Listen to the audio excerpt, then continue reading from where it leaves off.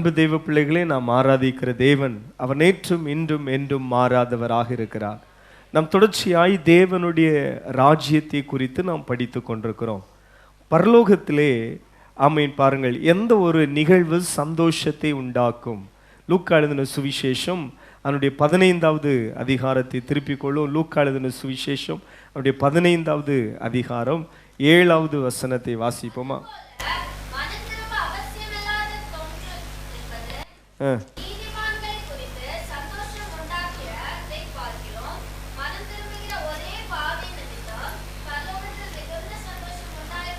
ஆமென், அல்லேலூயா. அன்பு தெய்வ பிள்ளைகளே, நாம் வாசித்த அந்த வேத பகுதியிலே இப்படியாக வேத வசனம் சொல்லுகிறது, அங்கே மனம் திரும்புகிற ஒரே பாவி நிமித்தம் பரலோகத்திலே மிகுந்த சந்தோஷம் உண்டாகிறது என்று உங்களுக்கு சொல்லுகிறேன். அந்த அதிகாரத்திலே 3 நிகழ்வுகளை ஆண்டவர் சொல்லுகிறார். ஒன்று, காணாமல் போன ஆடு. ஒரு மனிதனுக்கு 100 ஆடுகள் இருந்தது.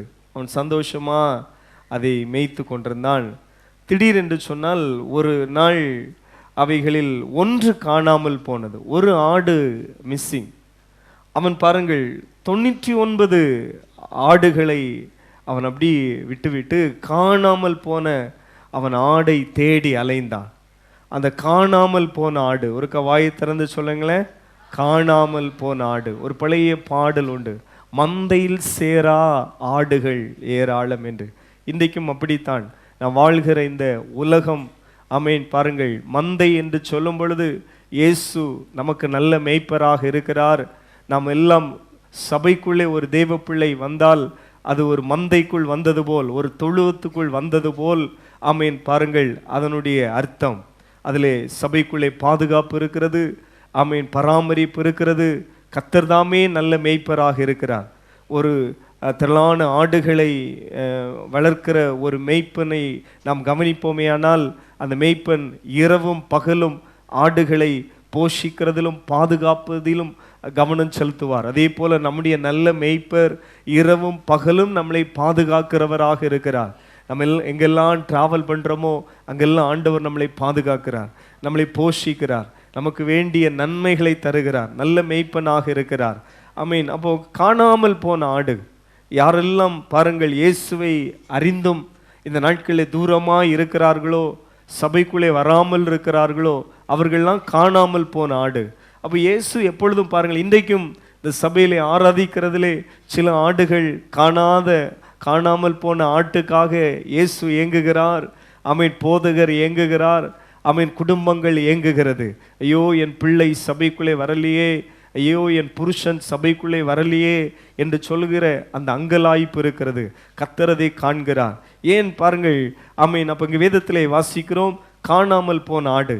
அந்த மனிதன் பாருங்கள் அந்த ஆட்டை கண்டுபிடித்து விட்டான்.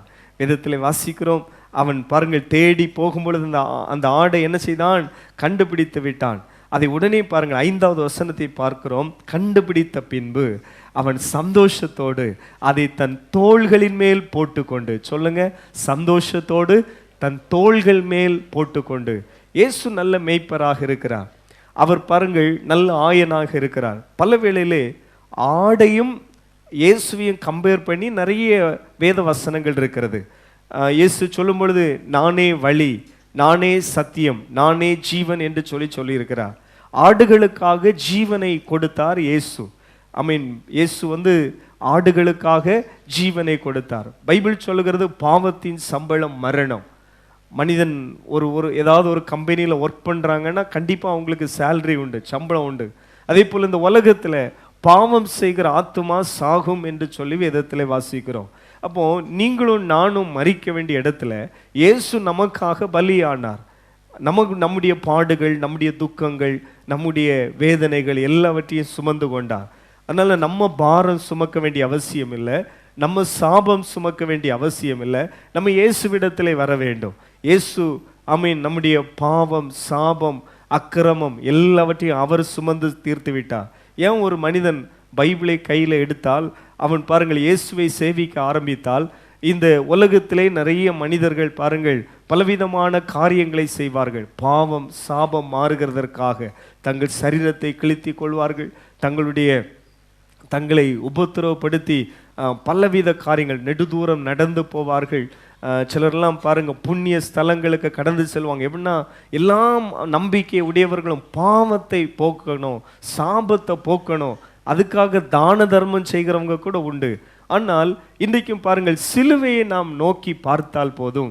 சிலுவையிலே நாம் ஆண்டவராகிய இயேசு கிறிஸ்து வெறும் ஒரு மரத்தை அல்ல சுமந்தது, அவர் உலக இரட்சகர். சொல்லுங்க வாயை திறந்து, அவர் உலக இரட்சகர். தமிழ்நாட்டுக்கு மட்டுமல்ல, தமிழர்களுக்கு மட்டுமல்ல, எல்லா பாசை பேசுகிறவர்களுக்கும் ஆண்டவர் இதோ முழு உலகத்தினுடைய பாவத்தை சுமந்து தீர்த்த தேவ ஆட்டுக்குட்டி. அப்போ முழு உலகத்தினுடைய எல்லா பாஷை பேசுகிற ஜனங்கள், 5 கண்டத்தில் இருக்கிற ஜனங்கள் எல்லாருடைய பாவத்தையும் சாபத்தையும் இயேசு சிலுவையிலே சுமந்து தீர்த்தார்.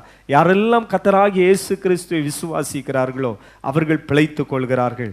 யாரெல்லாம் அவரை நோக்கி பார்க்கிறார்களோ அவர்கள் பிழைத்துக் கொள்கிறார்கள். அப்போ இந்த ஆடை கண்டுபிடித்தவுடன் அவன் பாருங்கள், வேதத்தில் வாசிக்கிறோம், தன் தோள்களின் மேல் போட்டுக்கொண்டு 6வது வசனம், வீட்டுக்கு வந்து சிநேகிதரையும் அயலகத்தாரையும் கூட வரவழைத்து காணாமல் போன ஆட்டை கண்டுபிடித்தேன், என்னோடு கூட சந்தோஷப்படுங்கள் என்பான். அதுபோல மனம் திரும்ப அவசியமில்லாத 99 நீதிமான்களை குறித்து சந்தோஷம் உண்டாகிறதை பார்க்கிலும் மனம் திரும்புகிற ஒரே பாவி நிமித்தம் பரலோகத்திலே மிகுந்த சந்தோஷம். ஆமேன்.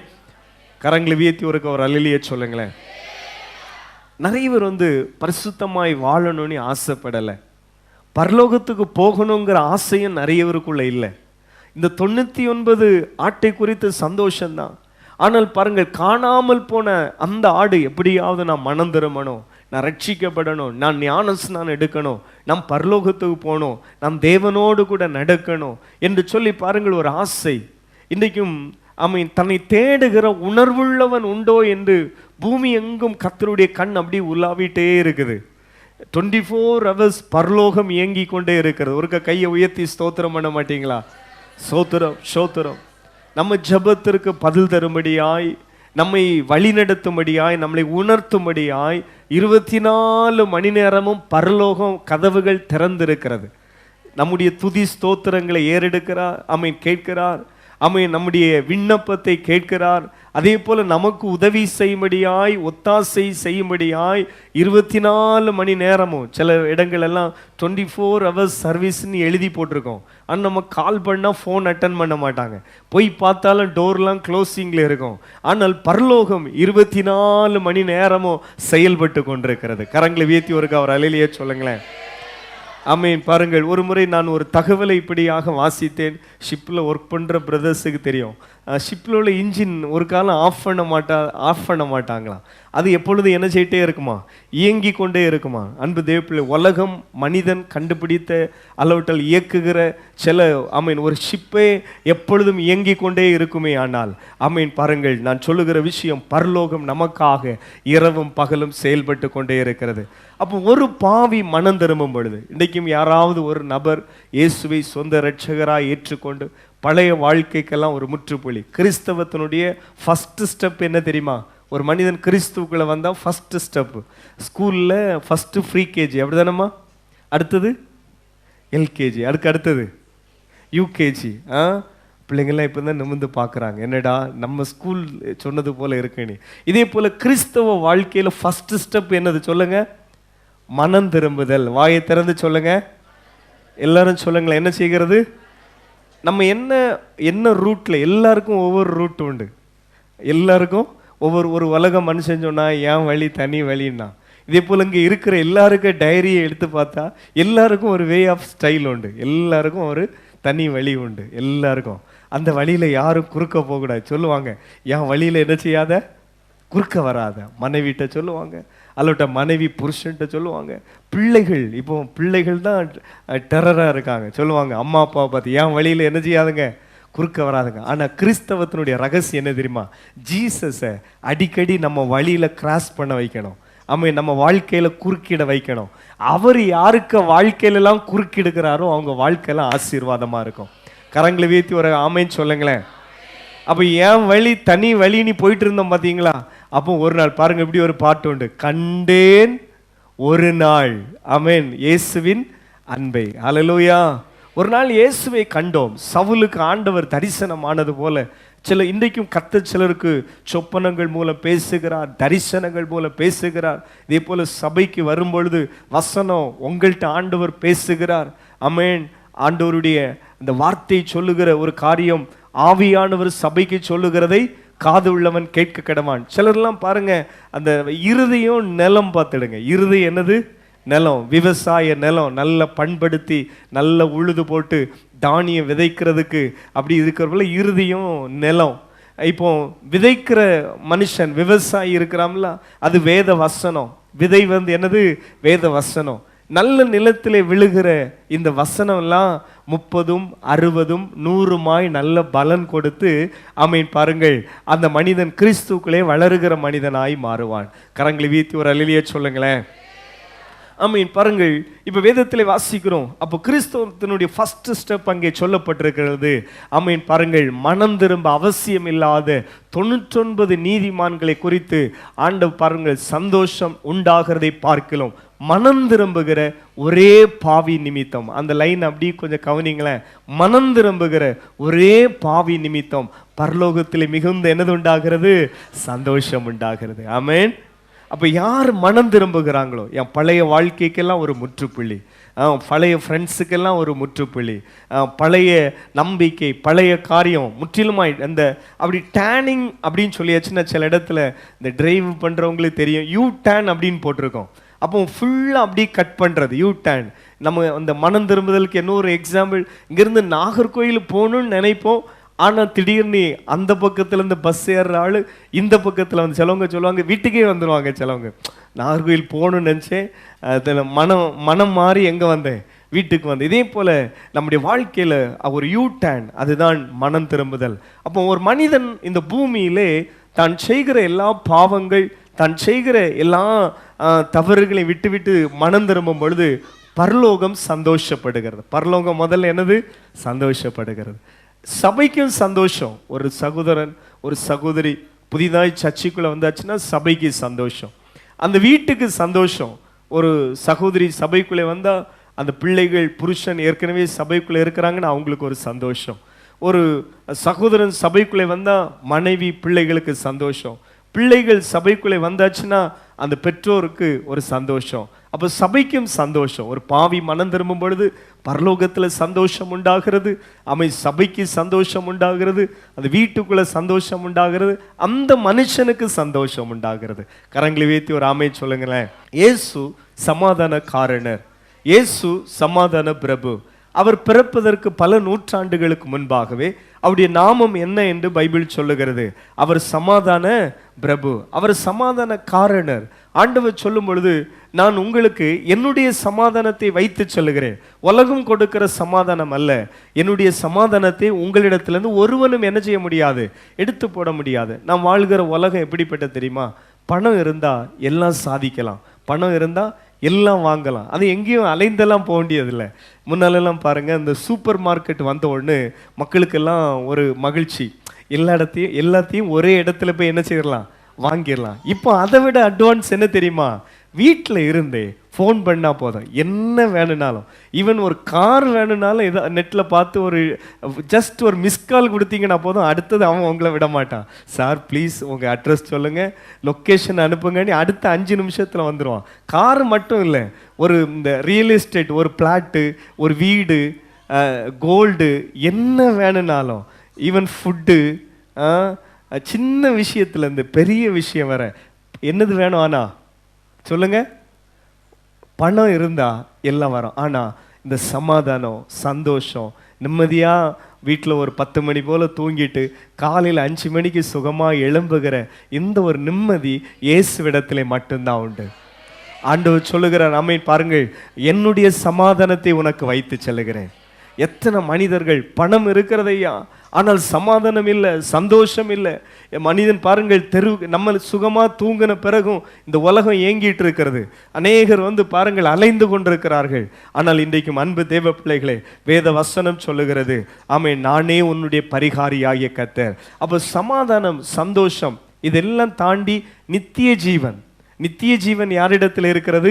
இயேசுவிடத்தில் இருக்கிறது. சொல்லுங்களேன், என்ன ஜீவன்? நித்திய ஜீவன். மரித்தும் மனிதன் பிழைப்பான். யாரு? ஒரு கிறிஸ்துவுக்குள் இருந்தால் அவன் மரித்தும் என்ன செய்வான்? பிழைப்பான். அப்ப வேதத்திலே வாசித்தோம், மனம் திரும்புகிற ஒரே பாவி நிமித்தம் பரலோகத்திலே மிகுந்த சந்தோஷம் உண்டாகிறது. ஆமென் என்கிற அந்த வார்த்தைக்காய் கர்த்தரை ஸ்தோத்திரம் பண்ணுகிறேன். இரண்டாவதாக நாம் அடுத்ததாக வாசிக்கிறோம், காணாமற் போல வெள்ளி காசு. ஒரு அம்மா வீட்டில் வெள்ளி காசை திடீர்னு தொலைச்சிட்டாங்க. அவங்கள்ட்ட எத்தனை வெள்ளி காசு இருந்தது? 10 வெள்ளி காசு இருந்தது.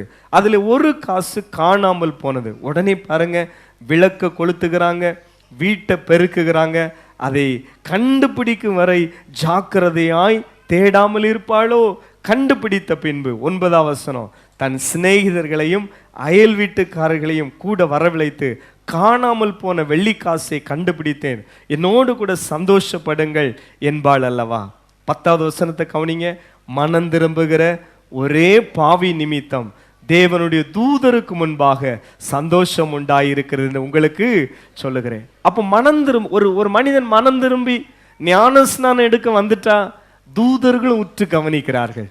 அப்போ ஒரு பாவி மனம் திரும்பும் பொழுது பரலோகத்தில் சந்தோஷம். இப்போ அடுத்தது, ஒரு பாவி மனம் திரும்பும் பொழுது தூதர்கள் என்ன செய்கிறாங்க? சந்தோஷப்படுகிறாங்க. கரங்களை வீழ்த்தி ஒரு அல்லிய சொல்லுங்களேன். 2 ராஜ்யம், 2 தூதர்கள், அதே போல 2 ஆவி. அல்லேலூயா, சத்தமா ஒரு அல்லிய சொல்லுங்களேன். ஒன்று அசுத்தாவி, இன்னொன்று பரிசுத்தாவி. இன்னொன்று பாருங்கள், எப்படி தேவ தூதர்கள் இருக்கிறார்களோ அதே போல அந்த நரகத்துக்கும் அவனுக்கு ஒரு ஆளுகை உண்டு, அவனுக்கும் நிறைய யாரும் உண்டு, டைப் ஆஃப் ஏஞ்சல்ஸ் உண்டு. பைபிளை வாசிக்கிறோம். ஆமீன். பாருங்கள், அந்த அவனும் அவனை சார்ந்தவர்களும் கீழே என்ன செய்தார்கள்? விழுந்தார்கள் என்று சொல்லி வேதத்திலே வாசிக்கிறோம். அப்போ ஒரு பாவி மனம் திரும்பும் பொழுது, பொதுவாக சின்ன பிள்ளைங்க, சண்டே கிளாஸ் பிள்ளைங்கெல்லாம் கவனிங்கம்மா, உங்களுக்கு சின்ன பிள்ளைங்க, நீங்கள் ஒரு பொய் சொல்லும் பொழுது தூதன் உட்கார்ந்து ஷேடாக இருப்பான். ஐயோ இவ பொய் சொல்லிட்டாளே. பக்கத்தில் இந்த நாங்கள்லாம் உங்களை போல சின்ன பிள்ளையாக இருக்கும் பொழுது பாருங்கள், பைபிள் சத்தியமும் அதுதான், இந்த சிறியவராகிய ஒருவருக்கு நீங்கள் ஒரு கெடுதலும் செய்யாதுங்க. ஏன்னா அவங்க தூதர்கள் தினமும் அவர்கள் தேவ சந்நிதியில போய் என்ன செய்கிறார்கள்? தரிசிக்கிறார்கள். தினமும் உங்க தூதர் எங்க போறாருமா? பரலோகத்துக்கு போறார். தம்பிங்க கவனிக்கிறீங்களா? உங்கள்கிட்ட ஒரு ஏஞ்சல்ஸ் இருக்குது.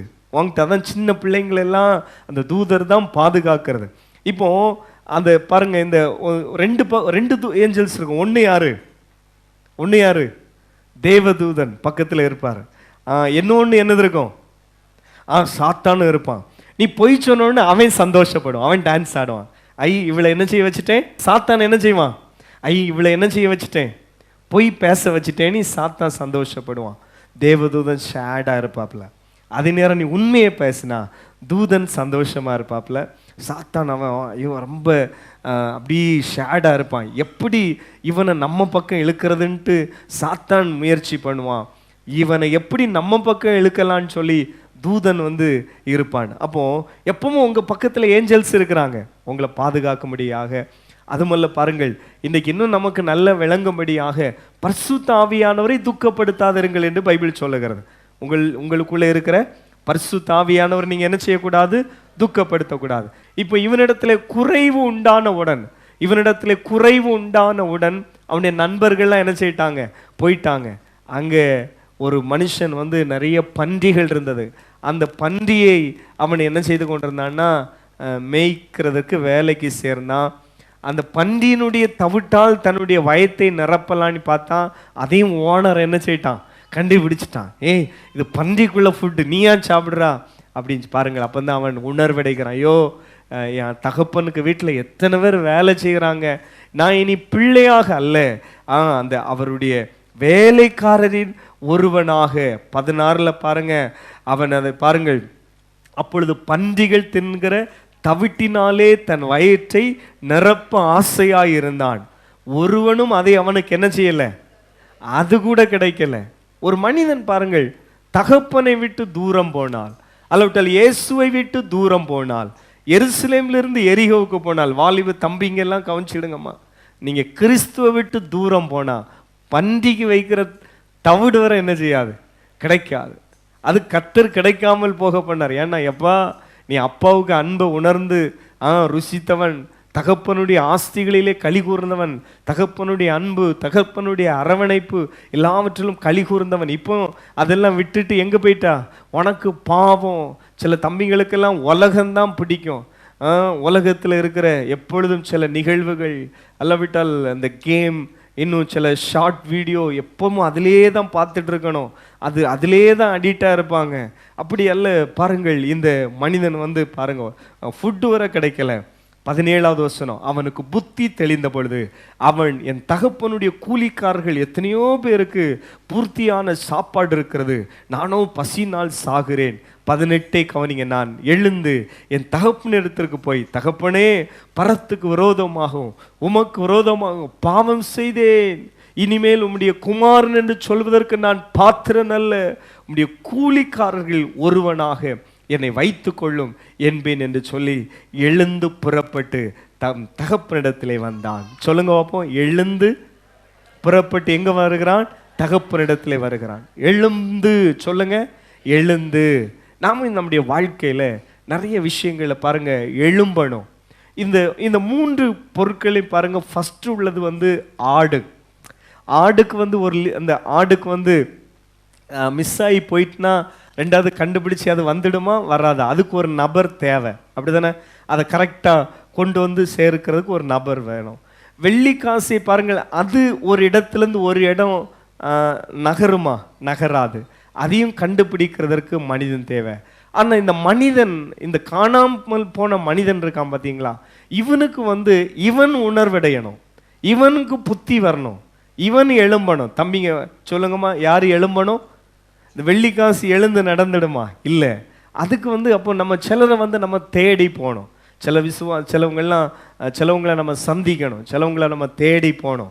ஆனால் சிலர்லாம் பாருங்க, அவங்களா எழும்பணும், ஏன்னா அவங்களுக்கு வசனம் தெரியும். இயேசு யார்?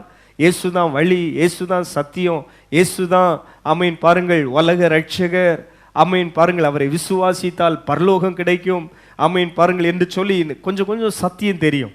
இந்த மனுஷன் தகப்பனை தெரியும், தகப்பனுடைய வீட்டை தெரியும், அதனால இவன் தான் எழும்பணும். சொல்லுங்க, இவன் தான் என்ன செய்யணும்? எழும்பணும். வாயை திறந்து சொல்லுங்கம்மா, அவன் என்ன செய்யணும்? சத்தமா சொல்லுங்களேன், அவன் என்ன செய்யணும்? எழும்பணும். பக்கத்தில் 2 பேருக்கு கையை பிடிச்சு சொல்லுங்க, அப்போ எலும்பு சொல்லுங்களேன்.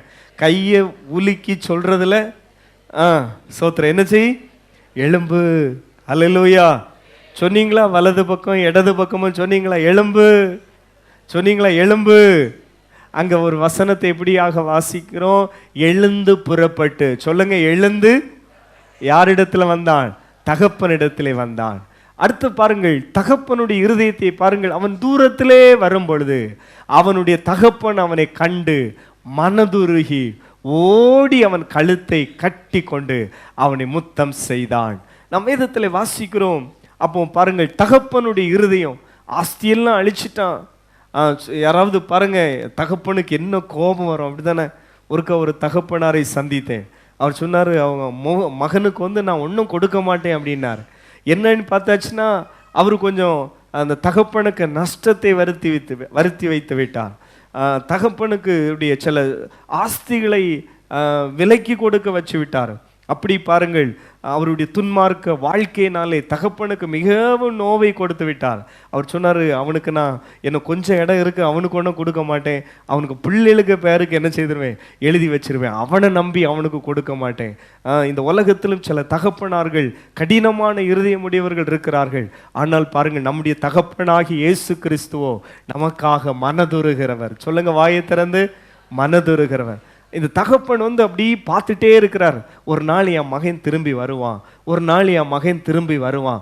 அவன் தூரத்தில் வந்தவுடன் ஆமீன். பாருங்கள், ஒரு ஓடி சென்று அவனை பாருங்கள், அங்கே ஒரு வசனத்தை வாசிக்கிறோம். அவன் தூரத்திலே வரும் பொழுதே அவனுடைய தகப்பன் அவனை கண்டு மனதுருகி ஓடி சென்று அவன் கழுத்தை கட்டி கொண்டு அவனை முத்தம் செய்தான். ஒரு தகப்பனுக்கு சந்தோஷம், மனம் திரும்புகிற ஒரு மகனை குறித்து தகப்பனுக்கு சந்தோஷம்.